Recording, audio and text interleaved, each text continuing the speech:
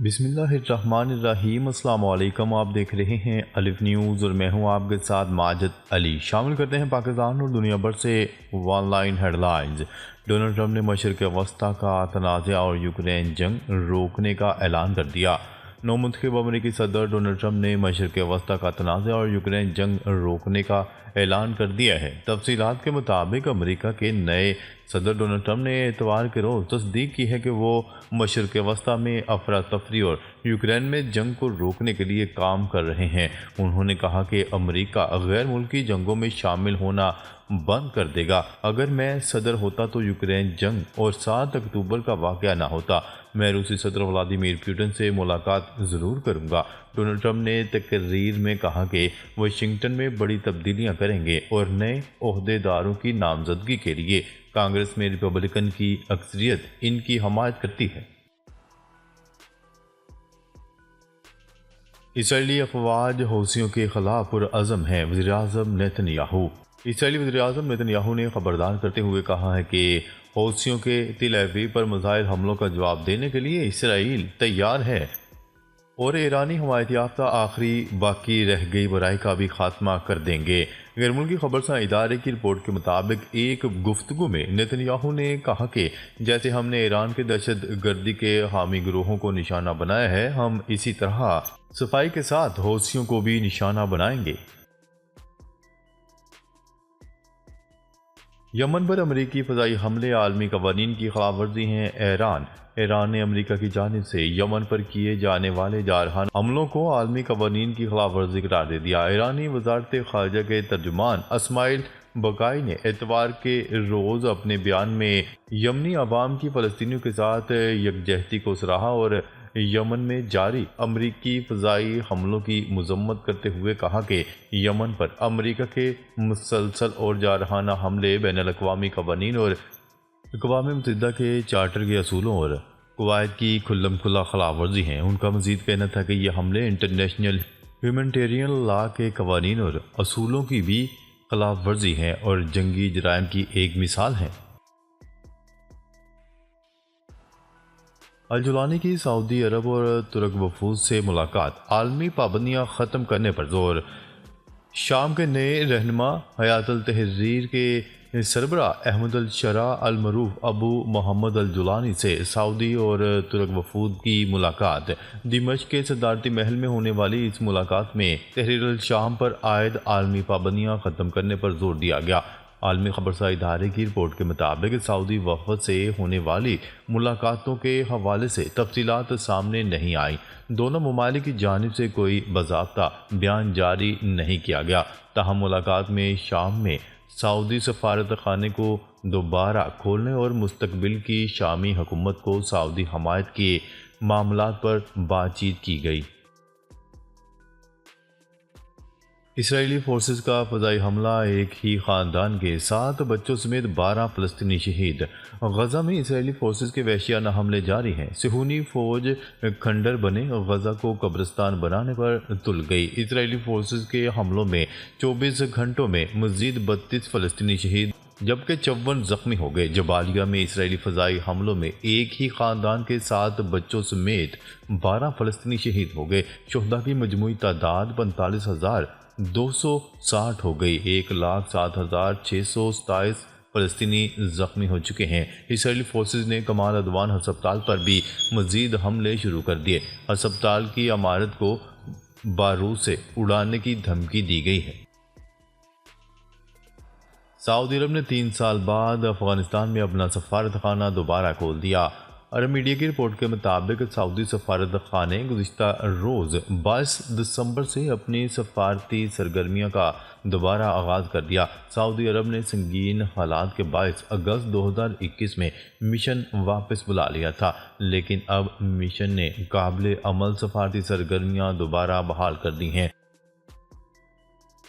لبنانی فوج اسرائیلی انخلا کے بعد جنوب میں فرائض انجام دے گی۔ نجیب میقاتی۔ لبنان کے نگراں وزیر اعظم نجیب میقاتی نے اعلان کیا ہے کہ اس وقت جب اسرائیل ان علاقوں سے نکل جائے گا، لبنانی فوج جنوبی لبنان میں اپنی پوری ذمہ داری انجام دے گی۔ انہوں نے انکشاف کیا کہ جنگ بندی کی نگرانی کرنے والی کمیٹی کے ساتھ ایک اجلاس منعقد کیا جائے گا۔ نجیب مکاتی نے پیر کی صبح جنوبی لبنان کے قصبے میریجون میں لبنانی فوج کے بیرکوں سے اپنے دورے کے دوران کہا کہ ہم جنگ بندی کی نگرانی کرنے والی کمیٹی کے ساتھ ایک میٹنگ کر رہے ہیں۔ ہمارے سامنے بہت سے کام ہیں جن میں سب سے نمایاں ان تمام سرزمینوں سے دشمن کا انخلا ہے جن میں وہ اپنی حالیہ جارحیت کے دوران گھس بیٹھا ہے۔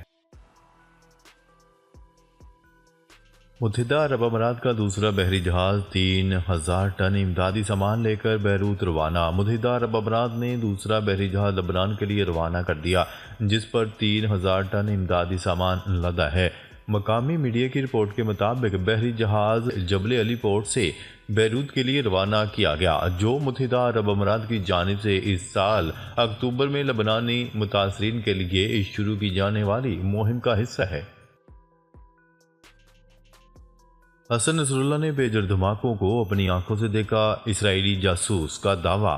اسرائیل کی جانب سے افشاں ہونے والی نئی تفصیلات نے کچھ عرصہ قبل لبنانی ملیشیا حزب اللہ کے ارکان کے زیر استعمال پیجز آلات کے دھماکوں کی کارروائی کے حوالے سے خطرناک انکشافات پیش کیے ہیں۔ میڈیا رپورٹ کے مطابق اس سلسلے میں یہ بات بھی سامنے آئی ہے کہ حزب اللہ کے سابق سیکرٹری جنرل حسن نصر اللہ نے پیجر آلات کو اپنی آنکھوں کے سامنے دھماکے سے پھٹتے ہوئے دیکھا تھا۔ یہ بات حسن نصر اللہ کے حلقے میں موجود اسرائیلی جاسوس نے بتائی۔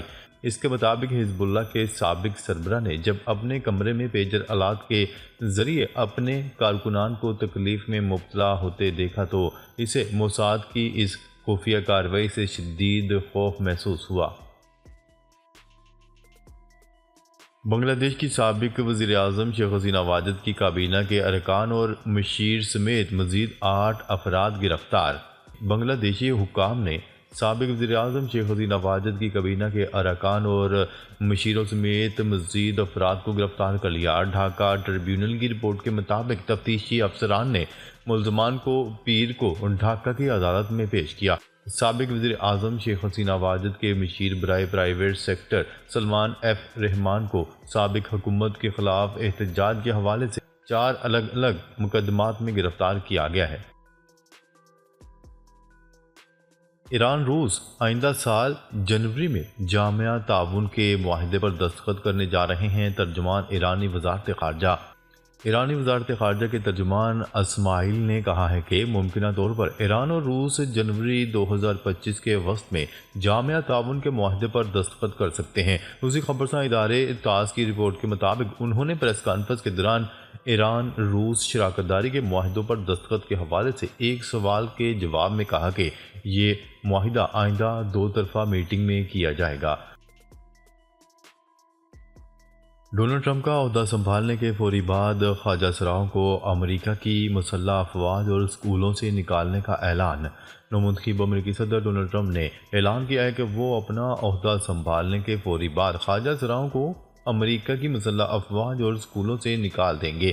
رشیا ٹوڈے کی رپورٹ کے مطابق امریکی ریاست ایریزونا کے شہر فینکس میں تقریب سے خطاب کے دوران ڈونلڈ ٹرمپ نے کہا کہ میں بطور امریکی صدر اپنے دفتر میں پہلے دن بچوں کے جنسی احتصال کو ختم کرنے، خواجہ سراؤں کو امریکی فوج اور امریکہ کے پارلیمنٹری مڈل اور ہائی اسکولوں سے باہر نکالنے کے انتظامی احکامات پر دستخط کروں گا۔